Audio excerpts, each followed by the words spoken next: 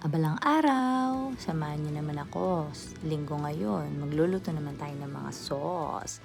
So, dalawang sauce, dalawang klase yung lulutuin ko ngayon ay Bake Mac and tsaka carbonara. So, ganito ako magluto ng ating Bake Mac sauce and carbonara sauce. So, unahin na natin yung meaty Bake Mac sauce. So, syempre, meron tayong onion and garlic. So, dapat pino siya para hindi halata na mayroong onion and garlic siya. Hindi nyo siya mahalata. Hindi rin malalasahan o hindi nyo masyadong mapapansin yan. So, ginisa ko na siya. Napakasimple lang. Kaya ito yung mga napili kong itinda or ihain sa store. Kasi napakadali lang. Walang masyadong hiwa-hiwa.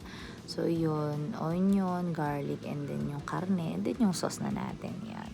Pero kahit ganyan lang yung sahog niya, sobrang masarap talaga. Promise, talagang binabalik-balikan yan. And then after nyan, yung carbonara overload natin, ito ang reason ba't ko siya tinawag na overload.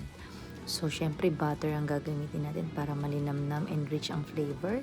And then, bawang, tapos ham. Meron din tayong mushroom. Then, after ng mushroom, meron tayong tuna. Hindi ko na lang napakita sa video pero may tuna din yan. Kaya overload kasi talagang siksik sa sahog. Yan. Meron nga pala tayong bagong trainee sa ating store. Siya ay ang aking pamangkin. Ayan. Siya na yung tuturuan namin maging barista para hindi na kami humanap ng iba. Dito na lang sa loob ng pamilya, diba? Dito na lang para kami-kami na lang talaga. Wala nang alisan to. Yun lang. Maraming salamat ulit sa pagsubaybay. Kita-kits po ulit tayo bukas. Salamat po sa panonood po ninyo. Bye-bye!